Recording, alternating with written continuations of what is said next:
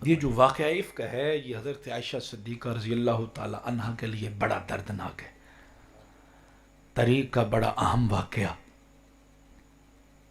بہت سی چیزوں کو جنم لیا، بہت سے فائدے بھی ہوئے، اور اسی واقعہ کی وجہ سے حضرت عائشہ صدیقہ رضی اللہ تعالی عنہ کی عفت، آپ کی پاک دامنی قیامت تک روشن، روز روشن کی طرح چمکتی رہے گی، دمکتی رہے گی۔ بے شک رسول اللہ صلی اللہ علیہ وسلم کی 9 ازواج ایک وقت میں تھیں، میں نے پہلے بھی عرض کیا حضور عدل فرماتے تھے، بے شک اور اگر کسی سفر میں، جہاد میں، غزوے پہ تشریف لے جاتے نا تو قرآن اندازی فرماتے تھے، جس بھی بیوی کا نام نکلتا تو سفر پہ ساتھ لے جاتے، ہمراہ وہی ہوتی۔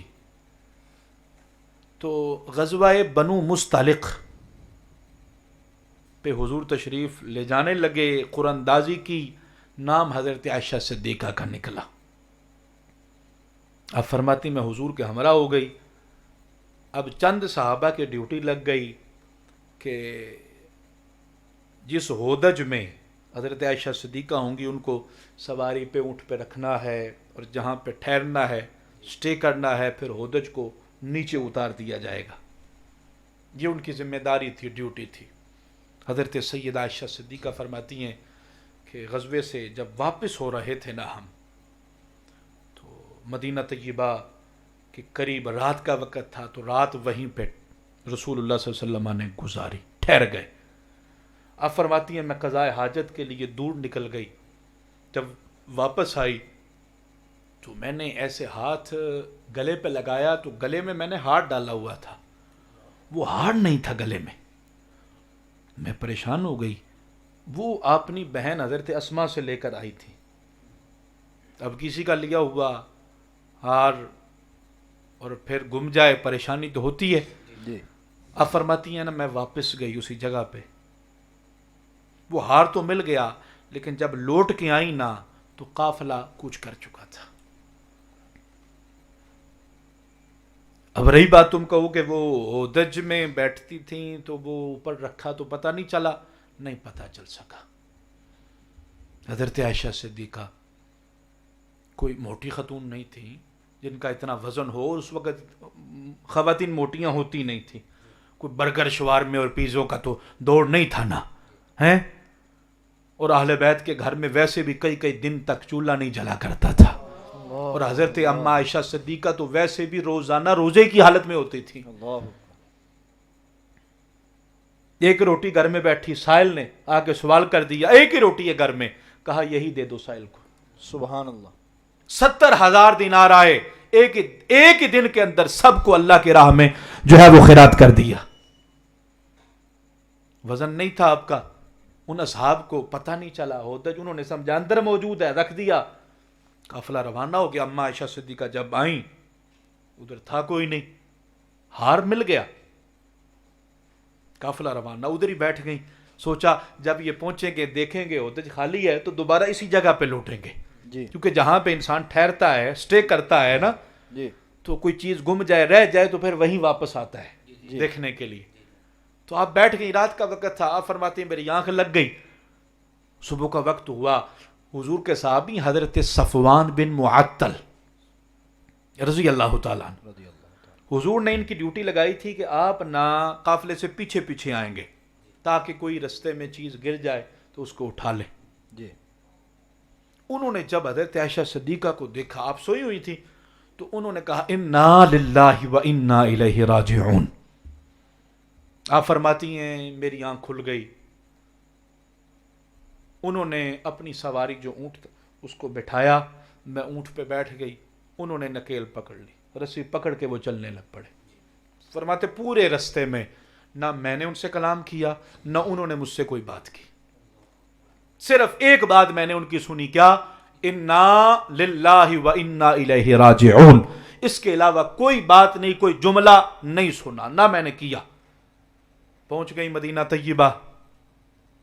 اب جو منافقین تھے وہ بھی اس غزوے میں شریک تھے، اور سرگنا جو تھا عبداللہ بن ابی رئیس المنافقین، اب جو منافقین تھے، سامعین توجہ فرمائیے گا، جو منافقین تھے نا، ان کی یہ بڑی کوشش تھی کہ رسول اللہ کی بارگاہ میں جو حضرت ابو بکر صدیق کو قرب ملا ہوا ہے نا، جو مقام ملا ہے، یہ ختم ہو جائے کسی طریقے سے.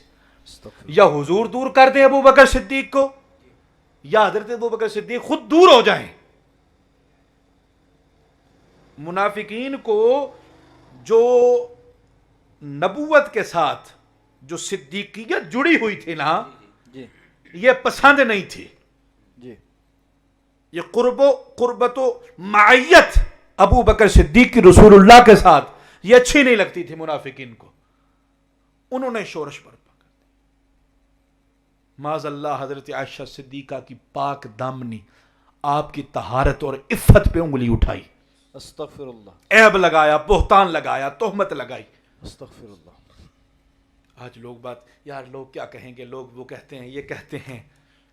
میں نے کہا تو آج کے لوگوں کی بات ہے، ان سے ڈرتے ہو؟ میں نے کہا لوگ تو اتنے ظالم ہو گئے، امام الانبیاء کی بیوی پہ انہوں نے انگلیاں اٹھا دی.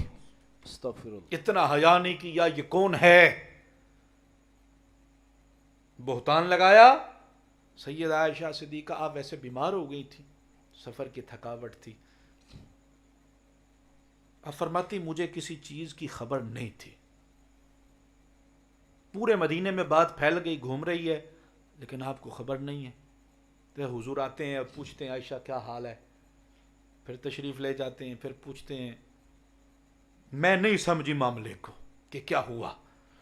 اچھا، منافقین اٹھتے بیٹھتے، ادھر مل، اس سے بات کر، انہوں نے پوری افواہ پھیلائی ہوئی تھی کہ کسی طریقے سے ان کو بدنام کیا جائے، رسول اللہ ان کو طلاق دے دیں، اور یہ ابو بکر صدیق ان کی بیٹی یہ حضور سے دور ہو جائیں. استغفر اللہ. اس وقت بھی جی جی جی اور آج بھی. جی جی. واہ واہ واہ واہ واہ واہ واہ واہ. اس وقت بھی دور کرنے کے چکروں میں تھے اور آج بھی دور کرتے ہیں. جی ہیں؟ اللہ اکبر. اچھا، جو مومن تھے سادہ قسم کے، وہ بھی نہ منافقوں کی باتوں میں آ گئے. حضرت حسان بن ثابت، اللہ اکبر، حضرت حمنہ بنت جحش اور حضرت مصطح بن اساسہ، انہوں نے بھی ایسی باتیں کر دی. یہ تین اشخاص. حضرت عائشہ صدیقہ کہتی ہیں کہ میں قضائے حاجت کے لیے رات کے وقت باہر گئی تو ساتھ مصطح، انہوں نے بھی ساتھ بات کر دی تھی، تہمت لگا دی. ان کی والدہ میرے ساتھ تھی. جی. رستے میں نہ ان کو ٹھوکر لگی، گرنے لگی، تو انہوں نے اپنی زبان سے کہا مصطح تیرا برا ہو، تیرا برا ہو. تو میں نے کہا آپ مصطح کو کیوں برا کہہ رہی ہیں؟ جی وہ تو صحابی رسول ہیں، غزوہ بدر میں شریک ہوئے، اتنے اچھے ہیں. جی. تو ان کی ماں نے کہا عائشہ تمہیں پتہ نہیں ہے میرے بیٹے نے تمہارے حق میں کیا کہا ہے؟ مجھے نہیں پتا. انہوں نے جو بتایا، فرماتی میرے تو پاؤں کے نیچے سے زمین نکل گئی. اللہ اکبر، ایسا بہتان، ایسی تہمت. فرماتی میں فوراً گھر آئی، میں نے رسول اللہ سے عرض کی یا رسول اللہ آپ مجھے اجازت دیتے ہیں میں اپنے گھر چلی جاؤں والدین کی؟ حضور نے فرمایا ٹھیک ہے. پوری رات گزر گئی روتے ہوئے، پورا دن اگلا گزر گیا روتے ہوئے، اگلے شب بھی آ گئی روتے ہوئے. رسول اللہ صلی اللہ علیہ وسلم نے حضرت فاروق اعظم کو بلایا، مشورہ کیا، فرمایا کیا کہتے ہو؟ حضرت فاروق اعظم عرض کرتے ہیں یا رسول اللہ میں تو یہ جانتا ہوں کہ اللہ نے آپ کے جسم کو، آپ کے کپڑوں کو مکھی سے پاک رکھا ہوا ہے. ہماری نگاہوں نے کبھی نہیں دیکھا کہ مکھی آپ کے بدن پہ بیٹھی ہو، آپ کے لباس پہ بیٹھی ہو. کیوں؟ اس لیے کہ مکھی گندگی پہ بیٹھتی ہے. جو خدا آپ کے لباس اور بدن کو مکھی سے محفوظ کرتا ہے، وہ آپ کی بیوی کو محفوظ نہیں کرے گا؟ سبحان اللہ. عثمان غنی پیکر شرم و حیا کو بلایا، فرمایا کیا کہتے ہو؟ ہائے ہائے ہائے. عرض کرنے لگے یا رسول اللہ ہم نے آپ کا سایہ کبھی زمین پہ پڑا ہوا نہیں دیکھا ہے، ہر بندے کا سایہ، لیکن آپ جب بھی سورج کے سامنے، چاند کے سامنے، روشنی کے سامنے آتے ہیں آپ کا سایہ نہیں پڑتا. وجہ کیا ہے؟ زمین کوئی اچھی بھی ہوتی ہے، کوئی ناپاک بھی ہوتی ہے، گندی بھی ہوتی ہے، اللہ نے نہیں چاہا میرا محبوب ہو اور سایہ گندگی پہ پڑ جائے. اللہ اکبر. کہ اللہ جب آپ کے سائے کا اتنا جو ہے وہ محافظ ہے اور آپ کے گھر والوں کا کتنا محافظ ہوگا. سبحان اللہ. حضرت علی المرتضیٰ شیر خدا سبحان اپنے اللہ. بھائی کو داماد کو بلایا, فرمایا علی تم کیا کہتے ہو؟ عرض کی یا رسول اللہ ایک دن آپ کے نالین کے نیچے, پاؤں پہ نہیں نالین کے نیچے ایک غیر طاہر چیز لگ گئی تھی. اللہ نے جبریل کو بھیج دیا تھا سدرہ سے, جا میرے محبوب کو کہہ نالین اتار دے. جی واہ. کہ یا رسول اللہ, اللہ کے ہاں آپ کا مقام یہ ہے کہ آپ کے نالین کی بھی حفاظت اللہ کر رہا ہے, واہ. سبحان اللہ. آپ کے گھر والوں کی حفاظت کتنی کرے گا. سبحان اللہ. رسول اللہ صلی اللہ علیہ وسلم نے ان اصحاب سے مشورہ فرمایا. پھر حضرت عائشہ صدیقہ کے پاس گئے.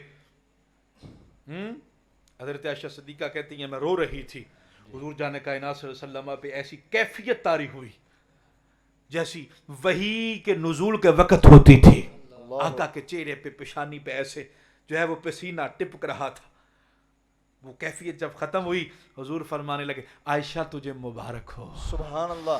اللہ نے تیری براعت کی گواہی دی, تیری طہارت پاک دامنی, تیری عفت پہ اللہ نے قرآن کی آیتوں کو نازل فرما دیا. سبحان اللہ. ہائے ہائے. سیدہ عائشہ صدیقہ کہتی میں حیران رہ گئی, میں سوچ نہیں سکتی تھی. ہاں میں اتنا تھا میرے دل میں کہ اللہ حضور کو خام میں بتا دے گا کہ میں صاف ہوں ستھری ہوں, لیکن مجھے یہ نہیں تھا کہ قرآن کے اندر میری پاک دامنی کے حوالے سے آیتیں آ جائیں گی. ہائے ہائے. وہ حضرت یوسف علیہ السلام اللہ کے نبی تھے, بے شک. الزام لگا, زلیخا نے الزام لگایا, گواہی اللہ نے ایک بچے کے ساتھ دلائی. بچے کے ساتھ نبی پہ الزام لگا, نبی پہ, خود بھی نبی, باپ بھی نبی, واہ داتا بھی نبی, واہ. لیکن گواہی پاک دامنی پہ ایک بچے کے ذریعے. جی بی بی پاک مریم, اللہ اکبر. آپ پہ تہمت لگی, یہودیوں نے لگائی, حضرت عیسیٰ علیہ السلام نے پنگوڑے میں گواہی دی. واہ رسول اللہ کی یہ زوجہ محترمہ, خدا کی قسم, واہ. ہماری مائیں, واہ واہ. ہماری بیویاں, ہماری بیٹیاں, ہماری بہنیں, کائنات کی تمام خواتین سیدہ عائشہ صدیقہ کی جوتی پہ قربان ہے. بے شک بے شک بے شک. آپ پہ منافقین نے تہمت لگائی, بہتان لگایا, بچے کے ذریعے نہیں, جوان کے ذریعے نہیں, بوڑھے کے ذریعے نہیں.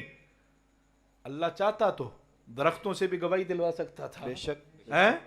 پتھروں سے بھی گواہی مل سکتی تھی, لیکن خدا خود گواہ بن گیا ہے. واہ واہ. سبحان اللہ. خود گواہی دی. 18 آیتیں سبحان سورہ اللہ. نور کی اللہ نے قرآن میں نازل فرما دی. سبحان اللہ. ہائے ہائے ہائے. بتا دیا منافقو, تم چاہتے تھے یہ صدیقہ, صدیق کی بیٹی دور ہو جائے. ہائے ہائے, نہ حضور ان سے دور ہوں گے, نہ یہ سرکار سے دور ہوں گی. بے شک. ہم نے تو رسول اللہ قیامت تک حضور کے آرام کے لیے جس جگہ کو منتخب کیا ہے وہ تو عائشہ صدیقہ کا گھر ہے, سبحان اللہ. اور اسی گھر کے اندر ہم اسی صدیقہ کے باپ صدیق کو دفن کریں گے. سبحان اللہ. نہ صدیق دور ہوگا رسول اللہ سے, نہ صدیق کی بیٹی صدیقہ دور ہوں گی. سبحان اللہ. سبحان اللہ. ہائے ہائے. سبحان اللہ. تو یہ واقعہ افق ہے, اس کا پس منظر میں نے آپ کے سامنے رکھا.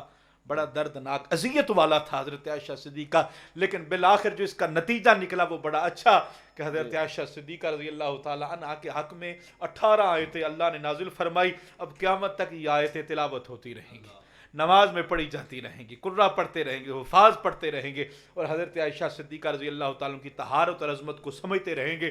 یہ جملہ میں کہنا چاہتا ہوں, جو بندہ حضرت ابو بکر صدیق کی صحابیت کا انکار کرے وہ دار اسلام سے خارج ہے, کافر ہے. بے شک. اور جو صدیق کی بیٹی صدیقہ کی پاک دامنی کا انکار کرے وہ بھی کافر ہے. بے شک بے شک بے شک.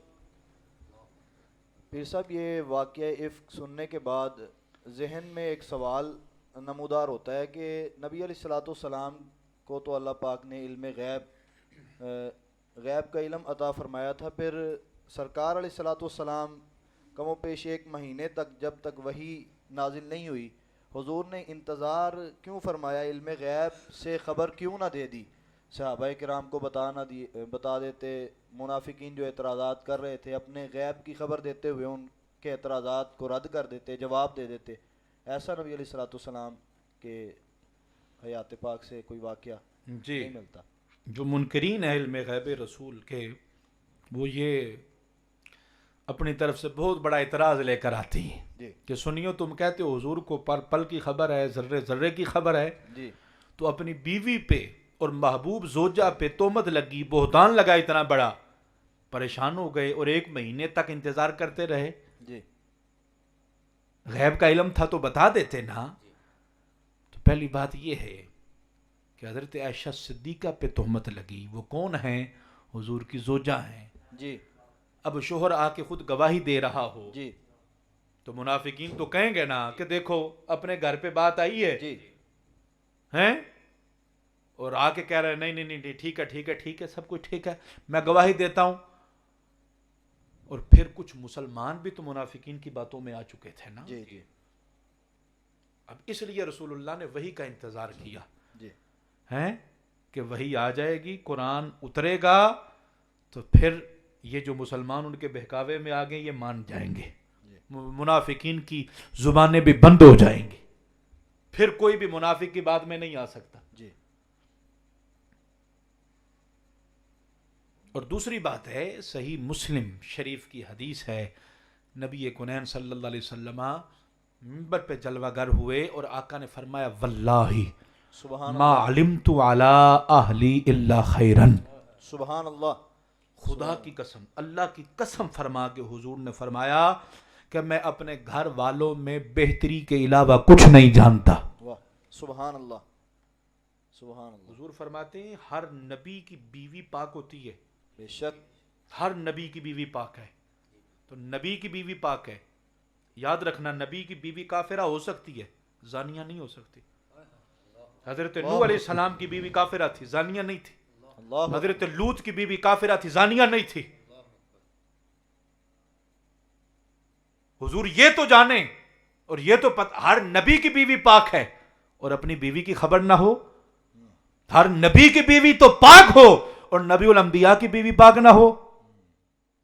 جانتے ہیں، اس لیے فرمایا میں اپنے گھر والوں میں بھلائی کے علاوہ کچھ نہیں جانتا. یعنی سراسر سر سے لے کر پاؤں تک حضرت عائشہ صدیقہ کے اندر خیر ہی خیر ہے، بھلائی ہی بھلائی ہے.